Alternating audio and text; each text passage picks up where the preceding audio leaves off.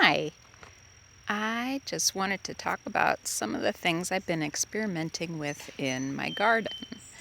Um, if you've seen the last couple videos, you may have noticed that I leave the leaves in the fall.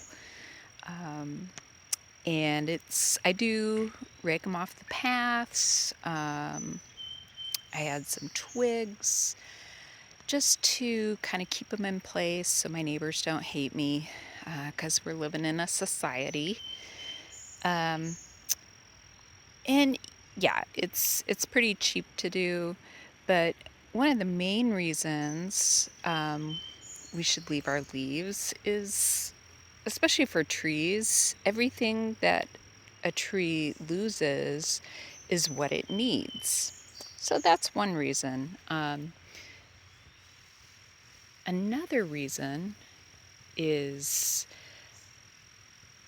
a lot of moths and some even overwintering butterflies need leaves to get through the winter. Um, so there were some studies done to see if cocoons and adult butterflies can survive the fall cleanup. And there's actually a lot of doubt about that. Um, so if we can leave a layer of leaves to help them get through the winter, that would be good. And I have to admit, I am noticing a lot more moths this year. So that's a really good deal. The other thing that I'm seeing a lot more of is lightning bugs.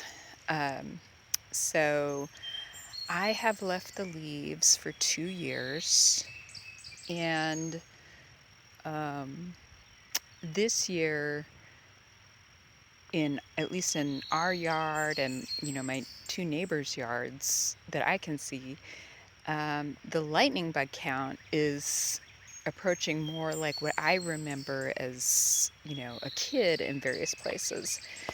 Um, and if we can't make a place for lightning bugs, we have lots of problems.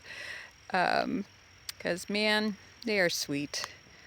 Um, So another reason to leave leaves is, I swear, I don't have any actual research data on this, just my own observations.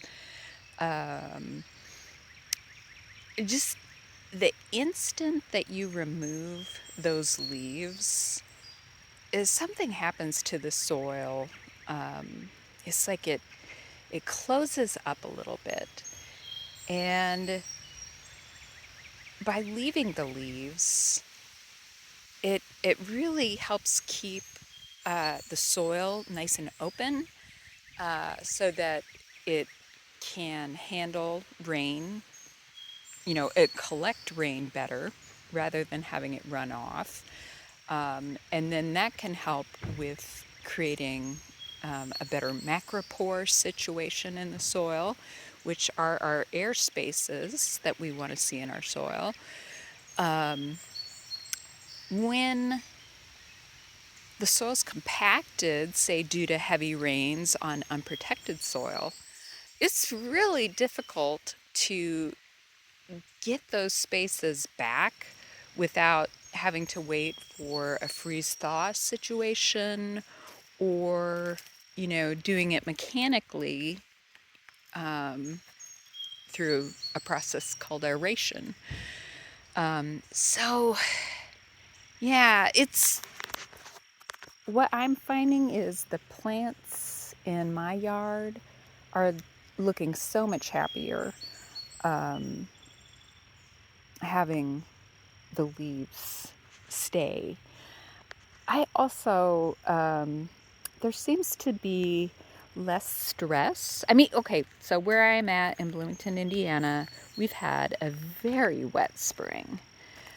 Um, so, it's just June, and we don't normally see plants looking stressed out yet, so that might not be the main reason. But you know, having the leaves stay on the soil really helps with nutrients. It gives insects that we want to keep around, it gives them a home. It shades the soil, protects the soil, and it can really help prevent runoff, which is kind of crazy because, we can have problems with, torrential downpours leading to flooding, but then still end up having, really dry spots because the water can't sink into the soil. So I would say overall, very positive, but one thing, two things maybe. I think this particular Coreopsis, here's a better look, a native Coreopsis. I tried tucking leaves around the crowns last year, and I have fewer Coreopsis this year because what this particular Coreopsis wants is, it flowers and then that stem kind of flops over and hits the ground and builds another plant. And so, you kind of get this blanketing of plants. So this particular Coreopsis did not love being in a place where there were more unshredded leaves. So it could be like this little part of the garden. I may try shredding some leaves just to tuck around just them so that we don't lose any more numbers of them. Another plant that did not love the leaves was a Juga. And, for this spot right here originally, I had kind of planned on having these little islands of Heuchera and, what the heck is that stuff? Epimediums, and we've got some Japanese forest grass here, with kind of the Ajuga running around as almost like a little river. But I was not able to keep the leaves off of them, just with the amount of oak leaves I have. It could be that, other leaves like a maple leaf might be easier to work with, but oaks are what we have in the front. So, and I like Ajuga. It's something you do have to keep up with. But I think I will stick with the leaves because Heuchera, or Heuchera, as some people say, they actually really like having leaves tucked in around them. Sometimes, especially when you go through freeze thaw cycles, both in the winter and the spring, their little rootsy tootsies can get pushed up out of the ground, and having the leaves tucked in around them really helps insulate them, and so the plants actually seem a little bigger this year. So I like that. And